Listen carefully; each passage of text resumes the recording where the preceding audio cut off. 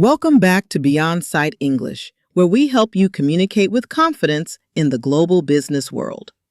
Today, we're diving into something that comes up constantly in professional life, and that's talking about the future.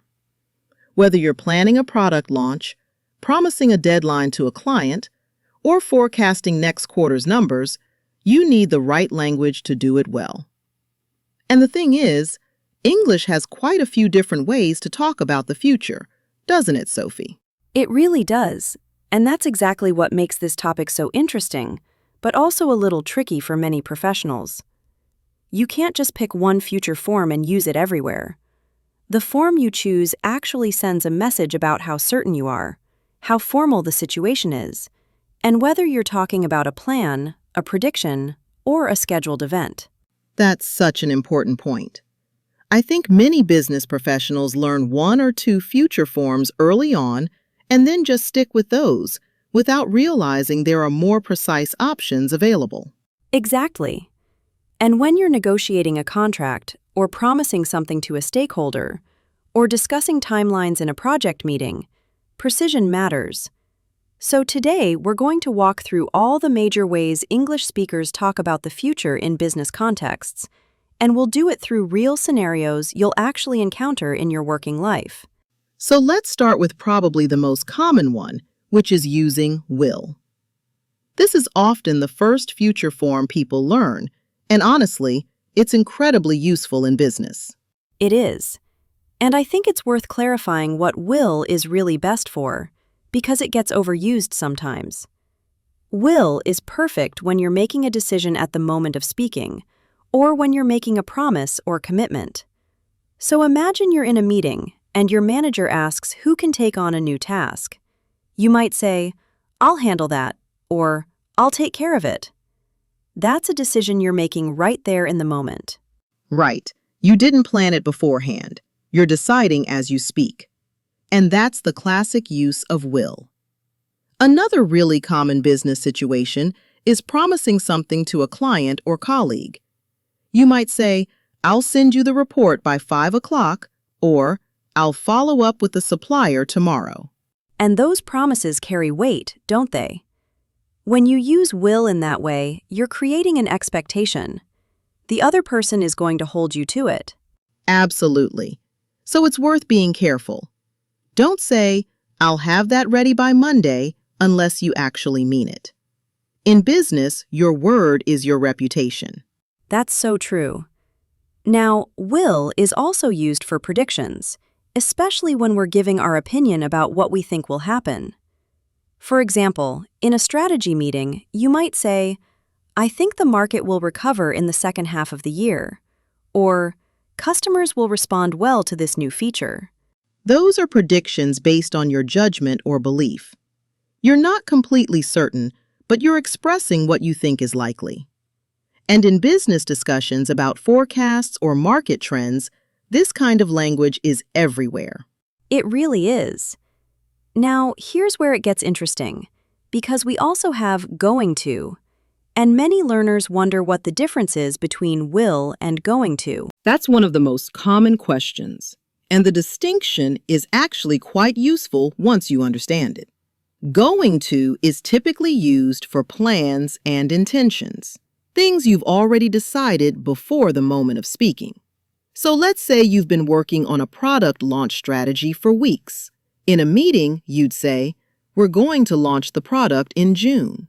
That's a plan that already exists. Exactly. Compare that to will, which is for decisions made in the moment.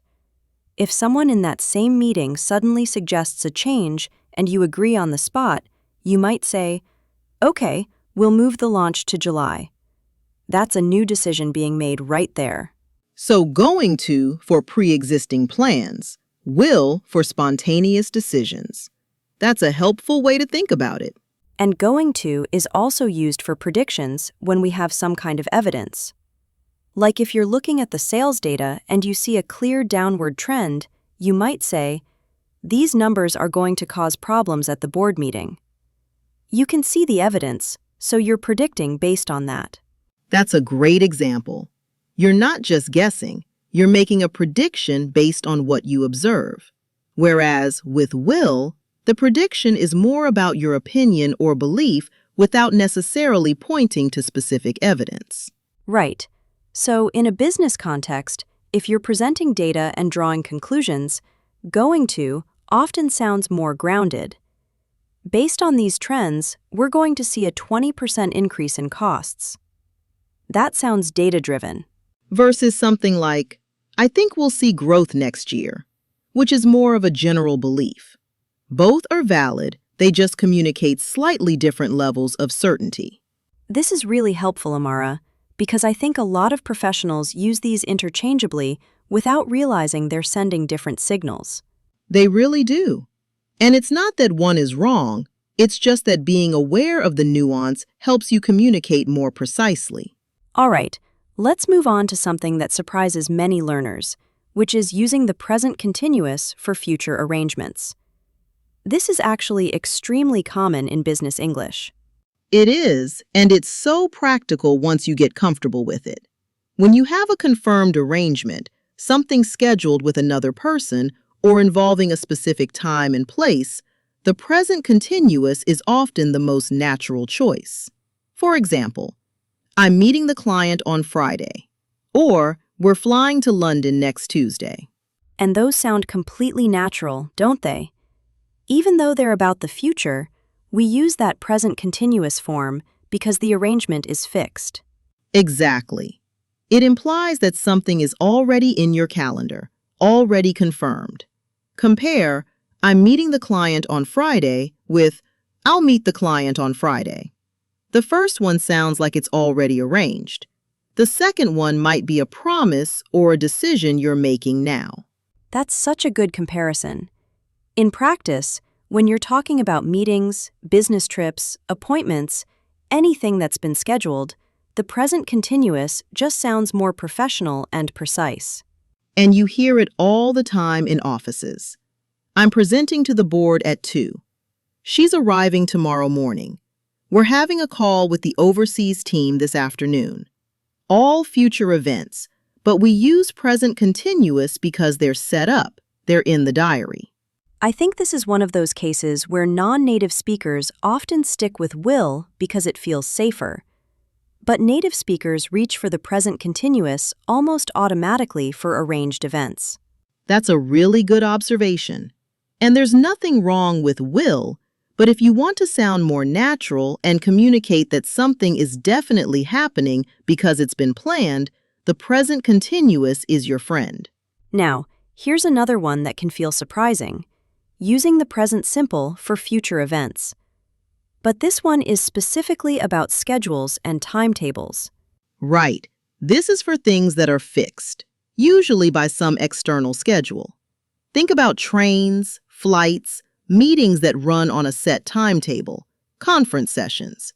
You'd say, the train leaves at 6:30, or the conference starts at 9 a.m., or the deadline is next Friday.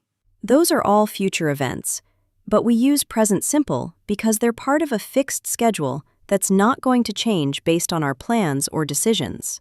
Exactly. It's almost like we're treating these events as facts rather than plans. The flight departs at noon. That's not your plan, that's the airline's schedule. You're just reporting it. And in business, this comes up a lot. The contract expires in March. The fiscal year ends in December. The meeting room is booked until 3. These are scheduled realities. That's a helpful way to think about it. Scheduled realities. The present simple gives this sense of certainty and external structure.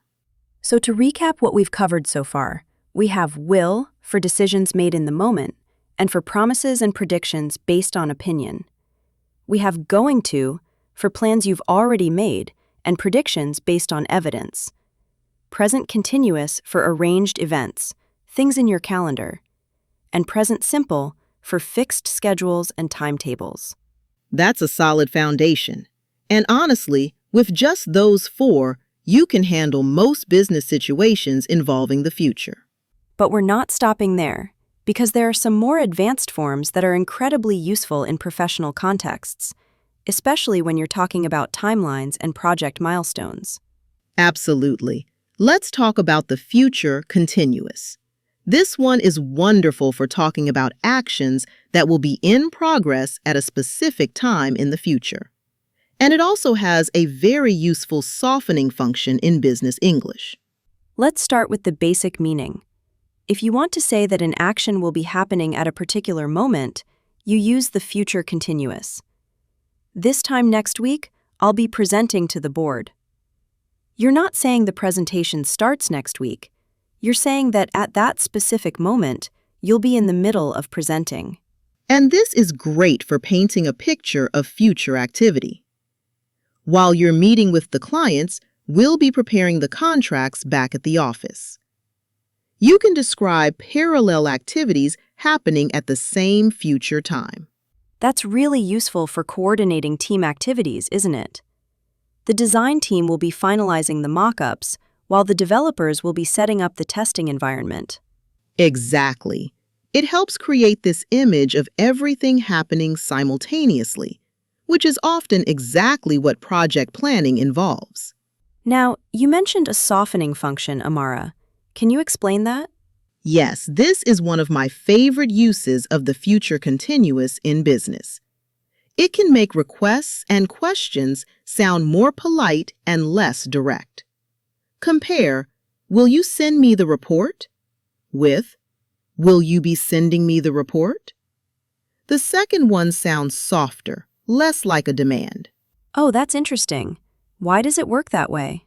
I think it's because the continuous form implies that the action is part of an ongoing process, something the person would naturally be doing anyway. So it doesn't feel like you're giving an order, you're just checking in about what they'll already be doing. That's so useful for professional communication, especially in emails. Will you be attending the conference next month? Sounds more diplomatic than, will you attend? It does, and you hear it in meetings too. Will you be sharing those figures with us? It's still a request, but it's wrapped in a gentler form. I love that. It's a small change, but it makes a real difference in tone. All right, let's move on to the future perfect. This is essential for talking about deadlines and completion. The future perfect is all about looking back from a future point. You're saying that by a certain time, something will be completed. By the end of the quarter, we will have completed the rollout. The deadline is the end of the quarter, and you're saying the completion will happen before that point. This is project management language, really. Milestones, deliverables, deadlines. By Friday, we will have shipped all the orders. By the time the investors arrive, we will have prepared the presentation. And it's useful for showing planning and organization, isn't it? When you use the future perfect with stakeholders or clients, it shows you've thought about timelines and what needs to be done when. Absolutely. By the launch date, we will have tested all the features thoroughly. That's reassuring to hear because it shows the team has a clear plan. And in reporting and updates, you might say something like, by the end of this phase, the team will have interviewed over 50 candidates. Or, by next quarter, we will have expanded into 3 new markets. Those sound very professional. You're not just saying what you'll do, you're specifying when it will be done by. That precision is valuable in business. It is, and it works for personal commitments too. By the time you return from leave, I will have handled all the pending approvals. That's a nice promise to a colleague, actually. It shows you've got things covered. Now, there's one more form we should touch on, and it's a bit more complex, but it does come up. The future perfect continuous. This one is for emphasizing the duration of an activity up to a point in the future. It's not used as often, but when you need it, it's very effective. By next year, the team will have been working on this project for 5 years. So you're highlighting how long something has been going on by that future point. The focus is on the duration, the continuous effort over time. Exactly. And in business, this can be powerful when you want to emphasize experience or commitment. By the time we complete this contract, we will have been partnering with them for a decade. That sounds impressive, doesn't it? It highlights the length of the relationship. It does. Or think about a job interview context. By May, I will have been leading the sales team for 3 years. You're showing sustained experience, not just a title. I can see how that would be effective. You're framing your experience in terms of duration, which adds weight. And honestly, while the future perfect continuous sounds complicated, it's just combining things we've already talked about. Future plus perfect plus continuous. You look forward to a point in the future, you look back from there, and you emphasize ongoing duration. That's a helpful breakdown. And while professionals might not use it every day, when you do use it correctly, it sounds sophisticated and precise.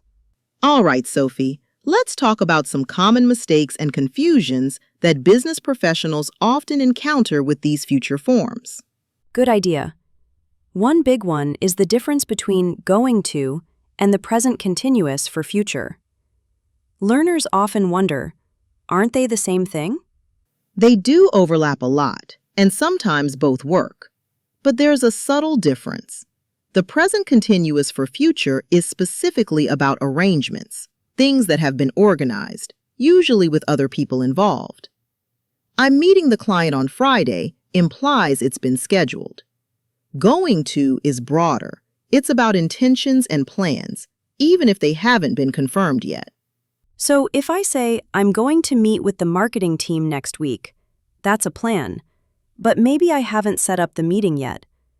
Whereas, I'm meeting with the marketing team on Tuesday at 10 suggests it's been arranged. Exactly. And in practice, the present continuous sounds a bit more definite. If someone asks, "What are you doing tomorrow?" and you say, "I'm visiting the new supplier," it sounds locked in. If you say, "I'm going to visit the new supplier," it sounds like a plan that might still be flexible.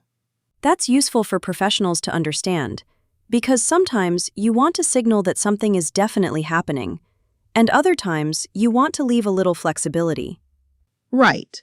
And another common issue is overusing will. Many learners default to will for everything because it's the first future form they learned. And will works in many situations, but as we've discussed, it can sound a bit flat or even inappropriate in some contexts. If you have arrangements, use present continuous. If you have evidence-based predictions, use going to. The variety makes your English sound more natural and nuanced. There's also sometimes confusion about using present simple for the future. Some learners feel strange saying, "The meeting starts at 9" when they're talking about tomorrow. It doesn't feel future enough. But that's perfectly correct and very natural when you're referring to a schedule. The key is recognizing when something is part of a fixed schedule versus a personal plan or prediction. And I think one more thing worth mentioning is the difference between talking about plans versus making promises. "I'm going to send you the proposal" sounds like informing someone of your plan. "I'll send you the proposal" can be more of a promise or commitment made in the moment. That's a nice distinction. In negotiations or client conversations, knowing when to use a promise format versus an informational format matters for the tone you're creating. Let's do some more examples, Sophie, because I think hearing these in context really helps solidify the understanding. Absolutely. Let's imagine you're writing an email about an upcoming project kickoff. You might write something like, "The project officially begins on February 1st. We're meeting with all stakeholders on the 4th to align on objectives. I'll send out the agenda by the end of this week. By the kickoff meeting, we will have finalized the project charter." That's great, because it uses multiple forms naturally. Begins is present simple for the fixed date. Meeting is present continuous for the arranged meeting. I'll send is a promise. And will have finalized is future perfect for completion before a deadline. Exactly. And that's how professionals actually communicate. You naturally shift between forms depending on what you're expressing. Let's try a meeting scenario. Imagine you're in a strategy session discussing next quarter. Someone might say, based on current trends, we're going to see increased demand in the European market. The new distribution center opens in April, and by June, we will have expanded our delivery capacity by 30%. I think this will position us well against competitors. Nice. Going to see is a prediction based on data. Opens is present simple for a scheduled launch. Will have expanded is future perfect for completed growth. And will position is a prediction or expectation. And notice how each form adds specific meaning. You're not just talking about the future generically. You're being precise about what's scheduled, what's predicted, and what will be completed by when. That precision is what separates good business communication from average communication. Let me share another example, this time about a commitment to a client. Imagine you're on a call and the client is concerned about a deadline. You might say, I understand your concerns. We're going to make this a priority. I'll personally oversee the final phase, and I assure you, by the delivery date, we will have completed full testing and quality assurance. That's reassuring language. Going to make shows intention. I'll oversee is a promise. And will have completed gives a concrete commitment about what will be done by when. And in client relationships, that kind of specific future language builds trust. You're not just saying, don't worry. You're saying exactly what will happen. Let's also think about internal communication. Imagine you're updating your team about what's happening next week. On Monday, we're launching the new reporting tool. The IT team will be available all day to support the transition. While you're getting familiar with the new system, they'll be monitoring for any technical issues. By the end of the week, everyone will have completed the training modules. That's a perfect example of how different forms work together. Launching is present continuous for the arranged event. Will be available and will be monitoring are future continuous for ongoing activities at that time. And will have completed is future perfect for what should be done by Friday. And this kind of update sounds clear and well organized. Your team knows exactly what's happening and when. I think the key takeaway here is that English gives you tools to be specific about the future, and business communication benefits from that specificity. Absolutely. Vague future language can create confusion or mistrust. Precise future language creates clarity and confidence. All right, let's talk about a few more professional scenarios. What about negotiations? Negotiations are great for this because you're making commitments and discussing contingencies. You might hear things like, if you agree to the 3-year contract, we'll offer a 15% discount. We're going to begin implementation immediately upon signing. And by the end of the first year, we will have fully integrated with your existing systems. That's effective negotiation language. Will offer is a conditional promise. Going to begin shows a planned action. And will have integrated gives a concrete milestone they can expect. And notice the confidence in that language. It's not we might or we hope. The future forms are used to express certainty and commitment. That's important in negotiations. Tentative language can undermine your position.